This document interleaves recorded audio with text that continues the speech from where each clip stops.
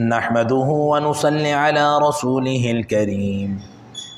أما بعد فأعوذ بالله من الشيطان الرجيم بسم الله الرحمن الرحيم ألم تر إلى الذين أوتوا نصيبا من الكتاب يدعون إلى كتاب الله ليحكم بينهم ثم يتولى فريق منهم وهم معرضون ذلك بأنهم قالوا لن تمسنا النار إلا أياما معدودات وغرهم في دينهم ما كانوا يفترون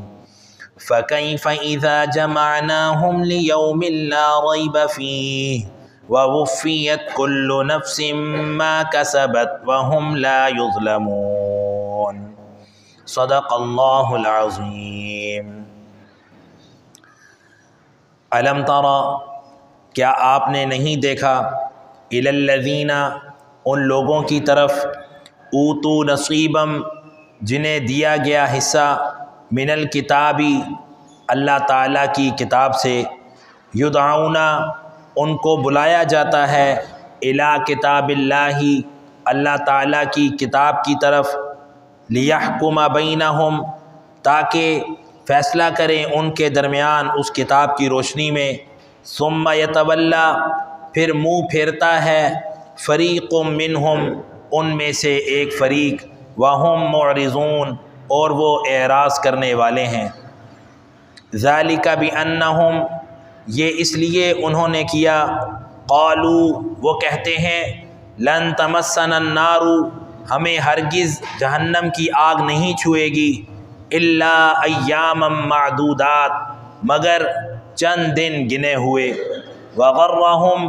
انہیں دھوکے میں ڈالا ہے، فی دینہم، ان کے دین کے بارے میں، ما، اس چیز نے، کانوا یفترون، جو وہ آپس میں جھوٹ باندھتے تھے، فکیف، پس کیسے ہوگا، اذا جمعناہم، جب ہم انہیں جمع کریں گے، لیوم، اس دن میں، لا ریب فی، جس میں کوئی شک نہیں ہے، ووفیت کل نفس، اور ہر نفس کو پورا پورا بدلہ دیا جائے گا، ما کسبت، جو اس نے کمایا ہوگا، وہم لا یظلمون، اور ان پر ظلم نہیں کیا جائے گا۔ ان آیات سے پہلی آیات میں اللہ سبحانہ و تعالی نے ان یہود کا تذکرہ فرمایا ہے جنہوں نے اپنے پیغمبروں کو اور ان کے ساتھیوں کو ظالمانہ طریقے سے شہید کر دیا تھا۔ فرمایا یہ پہلے یہودیوں کا حال ہے۔ اب حضرت صلی اللہ علیہ وسلم کے دور میں جو یہودی تھے، ایک واقعہ ذکر فرما کر اللہ تعالیٰ ان کا تذکرہ فرما رہے ہیں کہ جیسے ان کے بڑے تھے،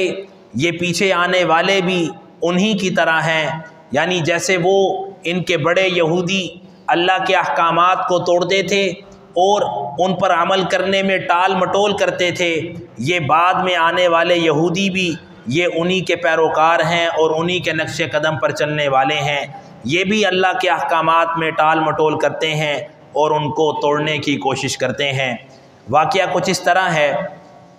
کہ خیبر کے علاقے میں جو مدینہ سے 200 میل دور تھا، اونچے خاندان کے ایک مرد اور اونچے خاندان کی ایک عورت نے زنا کا ارتکاب کیا، دونوں شادی شدہ تھے۔ اب شریعت کی روشنی میں تو دونوں کو رجم کیا جانا ہے، اس لیے کہ جو شادی شدہ مرد اور عورت زنا کرے تو ان کو رجم کیا جائے گا۔ اب ان کے وڈیروں نے اس بات پر پردہ ڈال دیا، لیکن جب بات عوام تک پہنچی تو عوام نے شور مچانا شروع کر دیا کہ یہ کیسا انصاف ہے، جب کوئی عام انسان گناہ کرے یا غلط کام کرے تو اسے فوراً سزا دی جاتی ہے، اب اونچے خاندان کے وڈیروں میں سے انہوں نے غلط کاری کی ہے تو اب اس پر پردہ ڈالا جا رہا ہے، ایسا نہیں ہوگا۔ چنانچہ عوام نے اتنا شور مچایا اور اتنی آواز بلند کی کہ یہودیوں کے وڈیرے مشورہ کرنے کے لیے بیٹھنے پر مجبور ہو گئے کہ ایسا کیا کیا جائے کہ اس معاملے کو رفع دفع کیا جائے۔ چنانچہ یہودیوں کے مذہبی پیشوا اور وڈیرے اکٹھے ہوئے اور بیٹھ کر مشورہ کرنے لگے کہ ہماری تورات میں تو احکام یہ ہیں کہ ان کو رجم کیا جائے، لیکن ہم یہ چاہتے ہیں کہ ان کو رجم بھی نہ کیا جائے اور چھوٹی موٹی سزا دے کر ان کو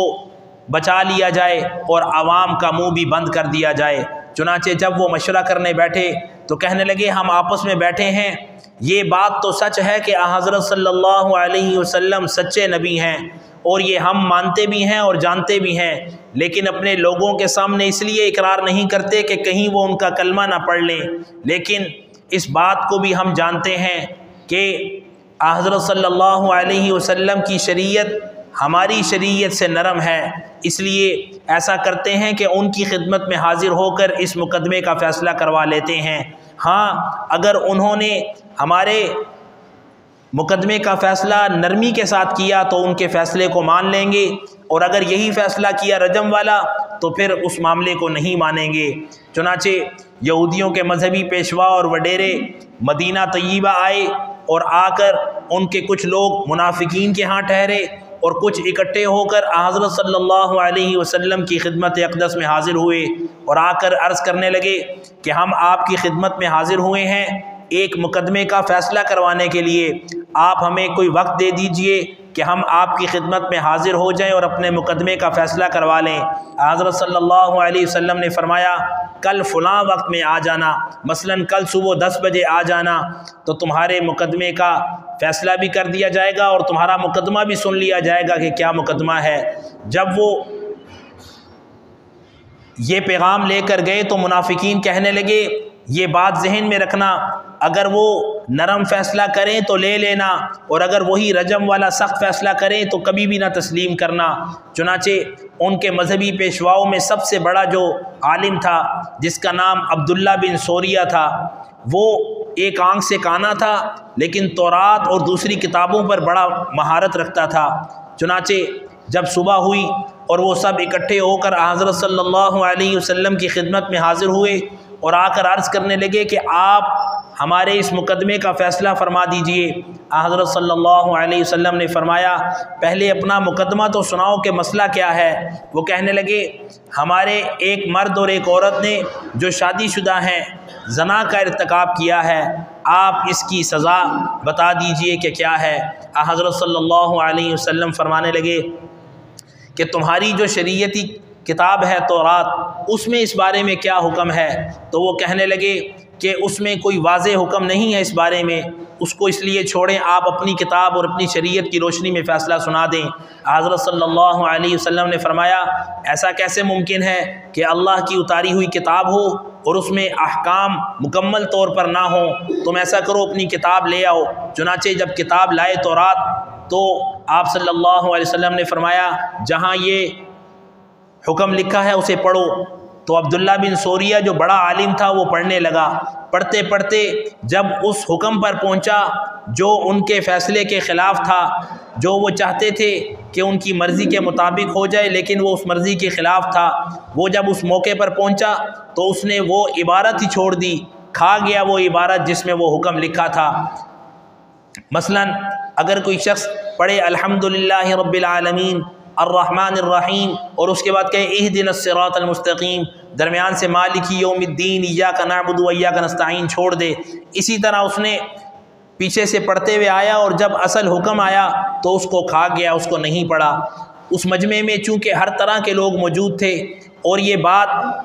آس پاس کے تمام علاقوں میں مشہور ہو چکی تھی کہ خیبر سے یہود اپنا مقدمہ لے کر حضرت صلی اللہ علیہ وسلم کی خدمت میں حاضر ہوئے ہیں، اس لیے بہت سے افراد آس پاس کے مختلف جو طبقات سے تعلق رکھتے تھے وہ بھی موجود تھے۔ اسی مجمع میں حضرت عبداللہ بن سلام رضی اللہ تعالی عنہ بھی موجود تھے جو پہلے یہود کے بہت بڑے عالم تھے اور تورات کو بہت اچھے طریقے سے جانتے تھے۔ وہ فوراً فرمانے لگے یا نبی اللہ کذب عدو اللہ، اللہ کے دشمن نے غلط کاری سے کام لیا ہے، یعنی یہ وہ اصل مقام ہی کھا گیا جہاں حکم لکھا ہے اس فیصلے کا۔ حضرت صلی اللہ علیہ وسلم نے فرمایا آپ پڑھیے۔ چنانچہ عبداللہ بن سوریہ جو یہودیوں کا عالم تھا اس سے تورات کی کتاب لی اور خود پڑھنا شروع کی، اس میں یہی حکم لکھا تھا کہ اگر شادی شدہ مرد اور عورت زنا کا ارتکاب کریں تو انہیں رجم کیا جائے۔ حضرت صلی اللہ علیہ وسلم نے فیصلہ سنایا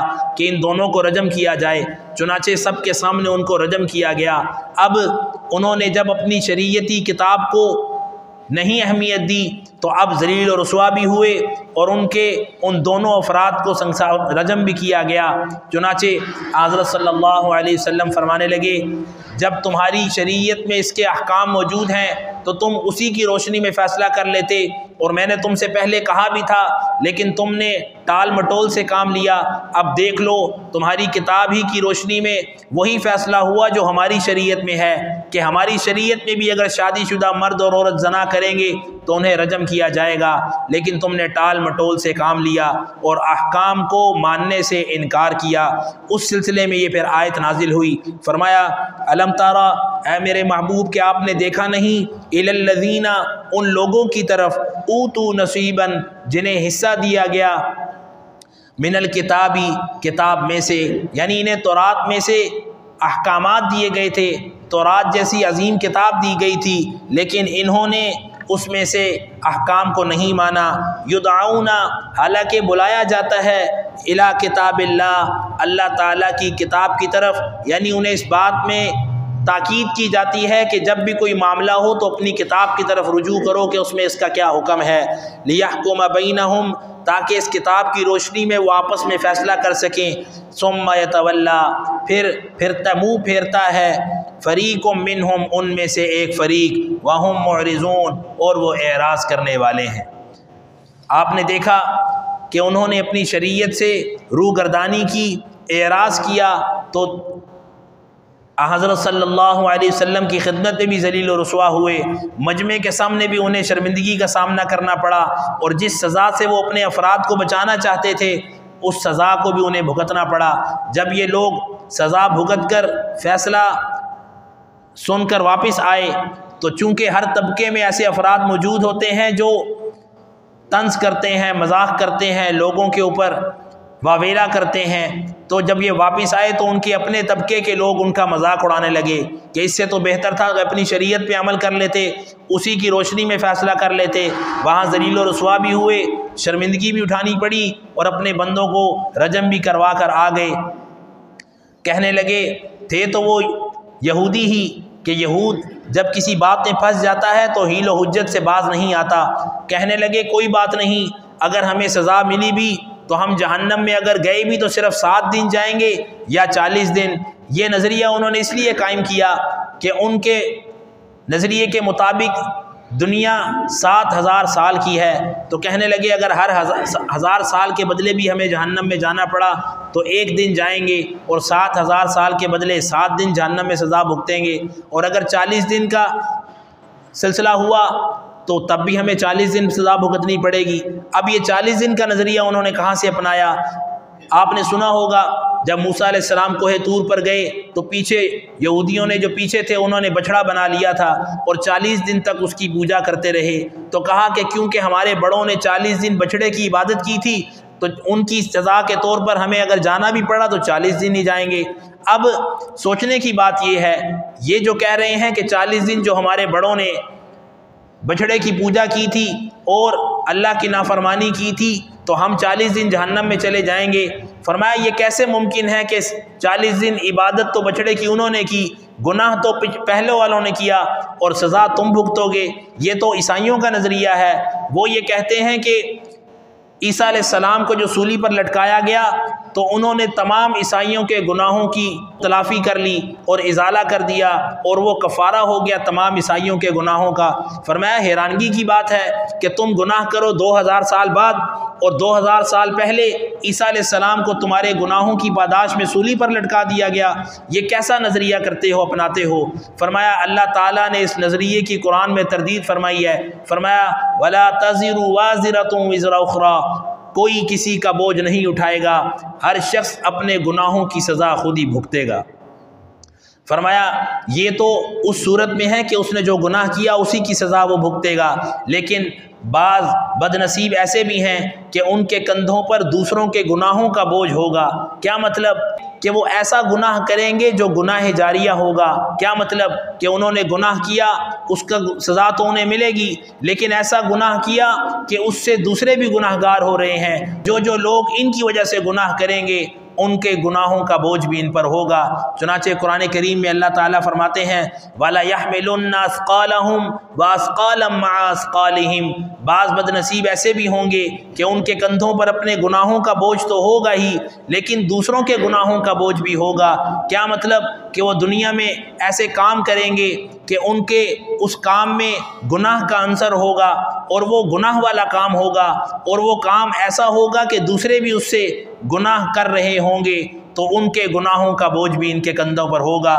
اس کی بہت سی مثالیں آج آپ کے سامنے ہیں۔ آپ سوشل میڈیا کے پلیٹ فارم دیکھ لیں کہ جن پر لوگ طرح طرح کے گانوں کی ویڈیوز اپلوڈ کرتے ہیں، یا فحاشی کی ویڈیوز اپلوڈ کرتے ہیں، یا اسی طرح بہت سے ایسے مواد کو ڈالتے ہیں جو گناہ کا ذریعہ ہے۔ تو یاد رکھیے، جس طرح نیکی یہ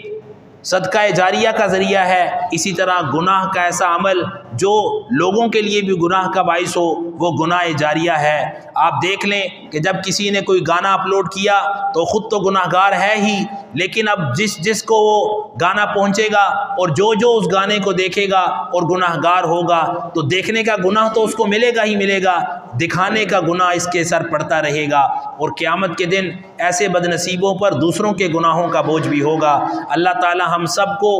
ہر ایسے گناہ سے بچنے کی توفیق عطا فرمائے جو اپنے لیے بھی خسارے والا ہو، ہلاکت والا ہو، اور دوسروں کے لیے ہلاکت والا تو ہو ہی، اپنے لیے ڈبل ہلاکت کا باعث بن جائے کہ جو اس گناہ کے ذریعے ہلاک اور خسارے میں جائے گا اور ہلاکت میں جائے گا، اس کا گناہ بھی اس کے ذمے پڑے گا۔ اللہ تعالی ہم سب کو ایسے گناہوں سے بچنے کی توفیق عطا فرمائے۔ اپنے دوست احباب سے بھی اس بات کا مذاکرہ کیجئے کہ خدارا ایسا کوئی عمل نہ کریں جو آپ کی دنیا بھی برباد کرے اور آخرت کو بھی تباہ و برباد کر دے۔ آپ نے سنا ہوگا کچھ عرصہ پہلے ایک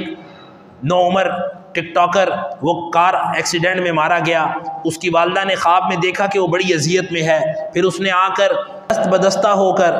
یہ اپیل کی کہ خدارا میرے بیٹے کی وہ تمام ویڈیوز جس میں وہ ایسے کام کرتا تھا جو گناہ والے تھے وہ ڈیلیٹ کر دی جائیں تاکہ میرے بچے پر کچھ عذاب کم ہو جائے۔ اس لیے خدارا اپنی زندگی میں ہی ایسے گناہوں کو ختم کر دیجئے جو بعد میں آپ کے لیے پکڑ کا باعث نہ بنے۔ اور یاد رکھیے، آپ نے اگر توبہ کر بھی لی، آپ کے گناہ کی توبہ تو ممکن ہے اللہ تعالیٰ قبول فرما لیں، لیکن وہ لوگ جو آپ کی وجہ سے گناہ گار ہوتے رہے، ان کے گناہ کی پاداش میں آپ پھر پکڑے جائیں گے اور اس سے آپ نہیں بچ پائیں گے۔ اس لیے کہ اگر آپ جہنم سے نکل کر جنت میں جا بھی رہے ہوئے تو ایسے لوگ کھڑے ہو جائیں گے کہ اس کی وجہ سے تو ہم گناہ گار ہوئے تھے، اسی کی وجہ سے تو ہم جہنم میں جا رہے ہیں، ایسا کیسے ممکن ہے کہ یہ تو اپنی جنت میں چلا جائے ہمیں گناہوں میں مبتلا کر کے، اور ہم اس کی وجہ سے گناہ کی سزا بھگتتے رہیں۔ چنانچہ اللہ تعالیٰ اس کو بھی جہنم کی سزا میں ڈال دیں گے اور وہ اپنی سزا بھگتے گا۔ اللہ تعالیٰ ہم سب کو اس سے سچی توبہ کی توفیق عطا فرمائے، اور جن نے ایسا فعل کیا ہے، ابھی زندگی ہے، موقع ہے، پھر یا قسمت یا نصیب، کبھی موقع ملے نہ ملے، اس کو ڈیلیٹ کر دیجئے، اس مواد کو ختم کر دیجئے جو آپ کی دنیا اور آخرت کو تباہ و برباد کرنے والا ہے۔ تو فرمایا کہ ان لوگوں نے یہ حیلہ اور حجت کی کہ ہم اپنے پچھلوں کے گناہوں کی وجہ سے اگر گئے بھی تو جہنم میں یا 7 دن جائیں گے یا 40 دن، اور اس کے بعد ہم دوبارہ جو ہے وہ جنت میں چلے جائیں گے اور بخش دیے جائیں گے۔ فرمایا یہ ان کا اپنا دھوکہ ہے اور اپنا افتراء ہے جو انہوں نے خود سے گھڑ لیا ہے۔ ذالک بانہم، یہ سب اس لیے ہے، قالوا کہ انہوں نے کہا، لن تمسنا النار، ہرگز آگ نہیں چھوئے گی، الا ایاما معدودات، مگر گنے ہوئے چند دن۔ یعنی اگر ہم جہنم میں گئے بھی تو چند دن کے لیے جائیں گے اور اس کے بعد ہم نکال دیے جائیں گے۔ وغرہم، فرمایا یہ دھوکے میں پڑے ہوئے ہیں، فی دینہم، اپنے دین کے بارے میں جو انہوں نے افتراء کر لیا ہے اپنی طرف سے، ما کانوا یفترون، یہ تو اس چیز کی وجہ سے ہے جو انہوں نے جھوٹ باندھا ہے۔ اللہ تعالیٰ سب کو اپنی رضا والی زندگی گزارنے کی توفیق عطا فرمائے، اور ایسا کوئی بھی اپنے آپ کو تسلی والا یا یہ کہہ لیں کہ بہلانے والا کام نہ کریں کہ وہ حقیقت میں نقصان دہ ہو اور آپ صرف بہلا رہے ہوں کہ نہیں ایسا تو نہیں ہوگا، ایسا ہو جائے گا۔ فرمایا اپنی طرف سے جو ذہن میں خیال آتا ہے یا اپنی طرف سے جو ایسا کام ذہن میں آتا ہے جو دھوکے والا ہوتا ہے تو حقیقت میں انسان اپنے آپ کو دھوکہ دے رہا ہوتا ہے، اللہ کی ذات کو کون دھوکہ دے سکتا ہے۔ فرمایا فکیفا پس کیسا ہوگا اذا جمعناہم جب ہم ان لوگوں کو جمع کریں گے لیوم لا ریب فیہ اس دن میں جس میں کوئی شک نہیں ہے، اور وہ قیامت کا دن ہے کہ جس میں ہر ایک کو اس کے کیے ہوئے کی سزا اور جزا دی جائے گی۔ ووفیت کل نفس اور پورا بدلہ دیا جائے گا ہر نفس کو ما کسبت جو کچھ اس نے کیا ہوگا، وہم لا یظلمون اور کسی پر کوئی ظلم نہیں کیا جائے گا، نہ کسی کے گناہ کو بڑھا کر عذاب دیا جائے گا، نہ کسی کی نیکی کو گھٹا کر اس کے فوائد عطا کیے جائیں گے، بلکہ جس نفس نے جتنا کیا اور کمایا ہوگا وہ سب اسی کے سزا اور جزا پائے گا۔ فرمایا یہ تو انسان کو یہ لگتا ہے کہ قیامت کے دن ہوگا، نہیں جو مر گیا اس کی قیامت شروع ہو گئی۔ یہ ایسے ہے کہ جیسے کوئی حوالات میں ہو تو وہ سرکاری تحویل میں ہوتا ہے، یہ قیامت سے پہلے سب اللہ کی تحویل میں ہیں، اب مرتے ساتھ ہی پتہ چل جائے گا اور دودھ کا دودھ اور پانی کا پانی ہو جائے گا۔ اس لیے اس بات کو نہیں سوچنا چاہیے کہ مریں گے پھر قبر میں جائیں گے پھر قیامت جب آئے گی تو دیکھیں گے۔ فرمایا نہیں، آنکھیں بند ہونے کی دیر ہے، سب کچھ سامنے آ جائے گا۔ ابھی یہ دھوکے کی آنکھ کھلی ہوئی ہے، مرتے ساتھ ہی حقیقت کی آنکھ کھل جائے گی اور پھر وہ کچھ بھی نظر آئے گا جو اس دھوکے کی آنکھ سے نہیں نظر آتا۔ فرمایا اس لیے زندگی میں ہی اپنے گناہوں کا ازالہ کر لیجئے اور توبہ و استغفار کر لیجئے تاکہ اللہ تعالیٰ کے عذاب سے جو مرتے ساتھ ہی شروع ہو جائے گا اس سے بچا جا سکے اور اپنے آپ کو ہمیشہ کی سزا سے بچایا جا سکے۔ اللہ تعالیٰ ہم سب کو ہر حال میں اپنی رضا والی زندگی گزارنے کی توفیق عطا فرمائے۔ جو کچھ کہا سنا گیا ہے اس پر خود بھی عمل کرنے کی اور گھروں میں دوست احباب کے ساتھ اس کا مذاکرہ کرنے کی توفیق اور سعادت عطا فرمائے، اور ہم سب کو دین اور دنیا کی تمام خیریں اور بھلائیاں عطا فرمائے۔ آج کا جو عمل ہے وہ سب کے لیے بہت مفید اور مجرب اور اکثیر ہے۔ ہر وہ شخص کہ جس کا کوئی سامان یا قیمتی چیز گم ہو گئی ہو یا اسے لگتا ہو کہ وہ چوری ہو گئی ہے یا کسی نے کسی کا حق دینا ہو، جیسے اکثر احباب پوچھتے ہیں کہ فلاں شخص نے میری رقم دینی ہے لیکن دے نہیں رہا، ٹال مٹول کر رہا ہے، یا کوئی دینے کا ارادہ ہی نہ رکھتا ہو اور آپ یہ چاہتے ہوں کہ وہ رقم یا وہ قیمتی چیز جو آپ نے اس کو دی تھی وہ واپس مل جائے، تو یہ عمل بہت ہی مفید اور مجرب ہے، اور خاص طور پہ اگر کوئی چیز چوری ہو گئی ہے تو اس کے لیے بھی بہت مفید اور مجرب ہے۔ لکھا ہے کہ ایک شخص کی قیمتی چیز جو اس کے روزگار کا ذریعہ تھی، جیسے سواری سمجھ لیں آپ، اس کی وہ چیز چوری ہو گئی۔ اب وہ کچھ دن تو پریشان رہا، پھر ایک اللہ والے کی خدمت میں حاضر ہوا اور جا کر عرض کرنے لگا کہ میری فلاں چیز جو بہت قیمتی ہے اور میرے روزگار کا ذریعہ ہے اور اسی کے ذریعے میں اپنا روزگار حاصل کرتا ہوں، اور وہ میری سواری چوری ہو گئی ہے، کوئی ایسا عمل بتا دیجئے کہ اللہ کی رحمت سے وہ مجھے جو اللہ نے نعمت دی ہوئی تھی جو چھن گئی ہے وہ مجھے واپس مل جائے۔ اللہ والوں نے اسے یہ عمل بتایا اور اس نے صدق دل اور یقین کامل سے تڑپ کر وہ عمل کرنا شروع کیا اور اٹھتے بیٹھتے کثرت سے پڑھتا رہا۔ آپ یقین جانیے کہ وہ شخص کہتا ہے کہ ایک دن دروازہ کھٹکا، جب میں باہر گیا تو وہی سواری لیے ایک شخص کھڑا ہے اور آ کر ہاتھ جوڑ کر کہہ رہا ہے، بھائی خدا را میرے اوپر جو تم نے آگ والے تعویذ کیے ہیں وہ ختم کر دو، ان کو جلا کر راکھ کر دو، مجھے سوئیاں چبھتی ہیں اور میں اتنی تکلیف محسوس کرتا ہوں کہ میں بتا نہیں سکتا۔ میں نے بہت سی چیزیں چرائی ہیں، بیچی ہیں اور کھائی ہیں، لیکن کچھ عرصہ تو میں اس کو استعمال کرتا رہا، اب کچھ عرصے سے اب جیسے ہی میں اس کے پاس جاتا ہوں تو میرے جسم میں آگ سی لگتی ہے اور میں تڑپ جاتا ہوں، لہٰذا خدا را یہ اپنی چیز واپس لے لو اور میرے اوپر جو تم نے آگ والے تعویذ کیے ہیں وہ ختم کر دو۔ فرمایا اس عمل کی اتنی طاقت ہے کہ جو صدقے دل سے یقین کامل کے ساتھ یہ عمل کرے گا اللہ تعالیٰ اس کی وہ چیز وہ ضرور عطا فرمائیں گے۔ اسی طرح وہ بہنیں جن کے بھائی حق نہیں دے رہے، یا بعض دفعہ بہنیں حق پر بیٹھ جاتی ہیں اور بھائیوں کا حق نہیں دیتی، وہ بھی اس کو اللہ کی رضا کے لیے پڑھ سکتے ہیں اپنا جائز حق حاصل کرنے کے لیے۔ فرمایا جو شخص چلتے پھرتے اٹھتے بیٹھتے کثرت سے یہ کلمات پڑھے اور اللہ تعالیٰ سے دل میں یقین رکھے کہ وہ مجھے چیز ملے گی تو اللہ تعالیٰ ضرور عطا فرماتے ہیں۔ پہلے وہ 2 آیات ہیں سورہ انشقاق کی، وَأَلْقَتْ مَا فِيهَا وَتَخَلَّتْ وَأَذِنَتْ لِرَبِّهَا وَحُقَّتْ، اور اس کے ساتھ ایک دعا ہے اللہم انا نجعلک فی نحورہم ونعوذ بک من شرورہم۔ ان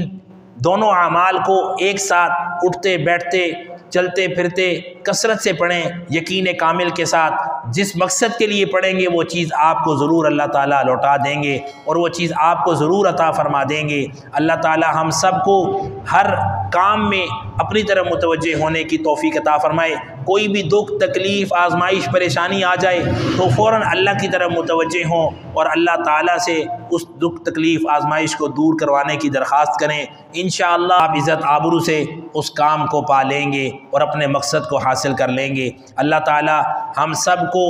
دین دنیا کی تمام خیریں اور بھلائیاں بھی عطا فرمائے، اور جو عمل آپ سنیں اس کو اپنے دوست احباب کے ساتھ ضرور شیئر کریں اور ان کے ساتھ ضرور اس کا مذاکرہ کریں۔ کیا پتہ کس کی کیا پریشانی ہے جو آپ سے وہ ابھی تک نہیں شیئر کر سکا، آپ کے اس عمل کے بتانے کی برکت سے وہ اپنی پریشانی حل کروا لے اور آپ اس کی پریشانی دور کرنے کا ذریعہ بن جائیں، اور یہ آپ کے لیے صدقہ جاریہ ہوگا۔ اس لیے ہر عمل کو جہاں خود آپ شوق اور ذوق سے سنتے ہیں اپنے دوست احباب کو بھی سنائیں، تاکہ یہ آپ کے لیے دنیا میں بھی باعث راحت، سکون، خیر و برکت اور پیار محبت کا ذریعہ بنے، اور آخرت میں بھی آپ کے لیے نجات اور سرخرو ہونے کا سبب بنے۔ اللہ تعالی ہم سب کا حامی و ناصر ہو، آمین یا رب العالمین۔ بسم اللہ الرحمن الرحیم، الحمد للہ رب العالمین والعاقبۃ للمتقین والصلاة والسلام علی محمد وآلہ واصحابہ اجمعین۔ یا رب کریم اپنی رحمت سے ہمارے گناہوں کو معاف فرما، ہر عمل میں اپنی رضا اور اخلاص عطا فرما، جو کچھ کہا سنا گیا اپنی بارگاہ میں قبول فرما، اپنی رحمت سے پیارے پیغمبر علیہ الصلاۃ والسلام کی شفاعت اور قرآن کی سفارش نصیب فرما۔ اس عمل خیر کی تمام برکتیں ہمیں، ہمارے اہل و عیال کو، گھر بار میں یا رب کریم، کاروبار میں، تجارت میں، علاقہ میں، شہر میں، پورے عالم میں پھیلا، ہم سب کو پورے عالم میں دین کی ہوائیں پھیلنے کا ذریعہ بنا۔ اپنی رحمت سے یا رب کریم جو کچھ مانگا ہے وہ بھی عطا فرما، جو نہیں مانگ سکے ہم سب کی دینی دنیاوی جائز ضرورتوں کو اپنے غیب کے خزانوں سے پورا فرما۔ سبحان ربک رب العزت عما یصفون وسلام علی المرسلین والحمد للہ رب العالمین۔